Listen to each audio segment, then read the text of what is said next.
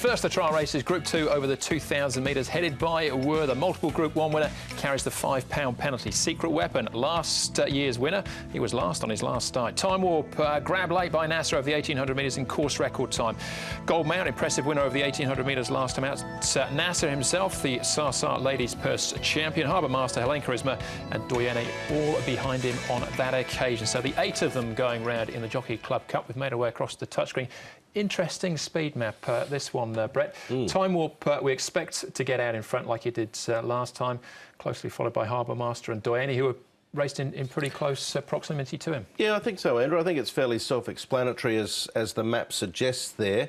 You just wonder whether the good to slow situation, as you can see down the bottom, is the way it'll unfold. I actually think it'll be more of a good pace because Time Warp's not a sit sprinter at all, Time Warp.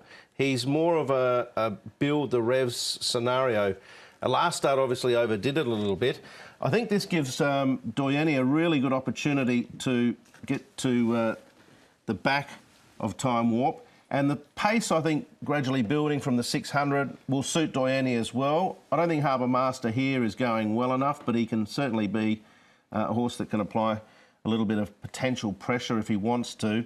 Werther here, he should get an ideal run. We know his grand final's coming up, but you'd expect him to love the tempo of the race, and Nasser as well. This is a big test for him, obviously at set weights, but he was so impressive last start.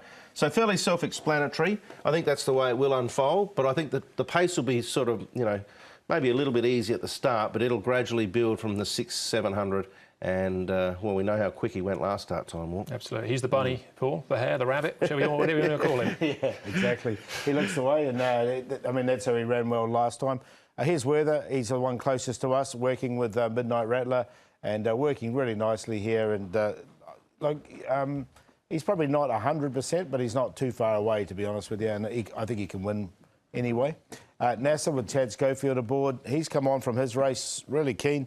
He's gone up 18 rating points, so he is a lot worse off now in the weights. But, I mean, he set a track record last time, so you've got to take that into account. And going nicely. And here's his second gallop. And this was just the other day on the 17th of November. You can see how keen he is. Just even shaking his head as he comes past the winning post as well. So he's a really nice horse, Nasser, there's no question whatsoever. Yeah, and all things being equal, he's heading towards HKIR himself. Bit of deja vu here, because we've just seen this race, but we're going to be concentrating on Gold Mount this time. Of course, this is the Donoso race. Doyenne in there and Helene Charisma. What do we do with Helene Charisma? I think you've just got to sack him, Andrew, until he really decides to put in, because he's just not doing it. I mean, they've gone with the cheek pieces now. We heard from Tommy Berry and all the connections. They put that brush pricker on and all that sort of stuff. It hasn't worked. They're throwing everything at him. We know he's got ability, but he's just not... I think rain would help him. He's not complying, is he? And that, you're right, rain would help him too. Back to Gold Mount. That was a superb win, as was his first up win last season. But he didn't follow it up last season. Yeah. So there's a little question mark alongside of his name. I'm going to leave him out because of that factor. But he's clearly capable. I've got him in on the fourth line, Gold Mount. I just think he can... I mean, it was an impressive win, so I don't want to completely rule him out. He obviously, loves the freshness in his legs, because both times he's won and looked super, has been first up, but, let's see what he does there. All right, well, let's have a look at the ladies' purse here. Time Warp out in front, set some incredible fractions, all but held on. Course record time. Nasser grabbed him late. Yeah, he just got mugged late, didn't he, old Time Warp? And here you'd be running to the tote. He looked home and hosed, but coming down the outside was Nasser. He's 8 pounds worse off with him in this particular contest. They did run track record. But he did wind up late, Nasser, so the 2,000 metres, I think the extra 200 will really suit him as well. So I expect another good run. I think both these two horses will run well.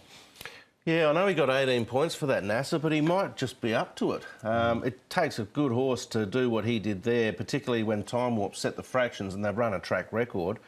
Look, both of them, I think, have to be considered seriously, and it's good for Hong Kong racing because there are a couple of young horses on the way up, and they can test out the sturdy and already secured genuine Group 1 horses. All right. Again, a perfect lead in to the next replay, which is Werther. And he is the best here over the 2,000 metres. This was his first up effort, finished 6th and stayed on nicely over the mile. Yeah, his best part of this race was the last couple of 100 metres, wasn't it? When he sort of got out, he hit the line strong enough. Didn't really get the race run to suit, to be honest with you. It was a bit of a sit sprint in this occasion. Secret Weapons right at the back there. So he'll improve as well. But just look at Werther as he hits the line here. Hit it nicely. Another 400 metres. Whooshka. Yeah, I think that fair to say as well. I heard Tommy Berry on HK Direct say to Edward that he felt a lot of horses weren't making ground that day either. So it was a good effort, and he's the measuring stick. All right. Werther is trained, of course, by John Moore with a couple of runners in the field. Let's get John's thoughts, speaking with Ed Sadler. John, on the Jockey Club Cup, Werther, of course, 12 months ago he wasn't able to run in these races due to that setback. How's his preparation been this time in there? No setbacks whatsoever. The same riding boy's ridden him every morning, Vinny. He knows him like a son, and never put a foot wrong. Of course, galloping, it's always been Tommy or Sam up there to do the major work. But as I said, no setbacks. We're going into the race with, I'm going to mention to everybody that he's not fully fit, right? The grand final is on the 10th. He's going into the race just slightly underdone, but if there should be some rain, you know, he grows another leg. But in my opinion, he's still the one to beat. Does the £5 penalty worry you at all? No, it doesn't worry me. You know, I think he's the best horse in the race. But as I said, we're going in with a horse slightly underdone, with the grand final in mind on the 10th. But he's got the gun gate. We know where the speed will be, and from that point of view, you know, as I said, he'll be very close.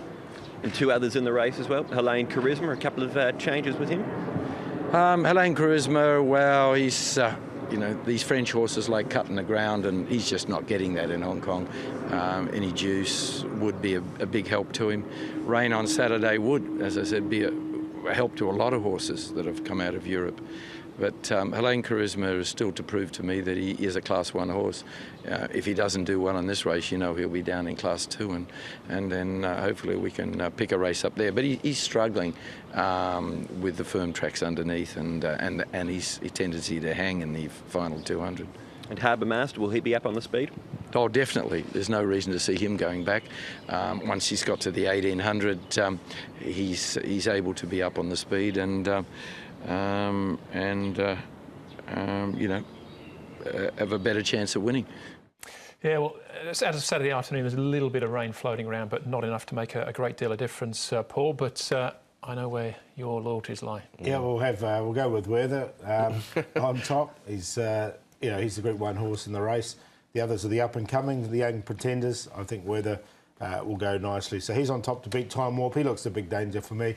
NASA, he'll run nicely once again, and a gold mount. So I went 1, 3, 5, 4.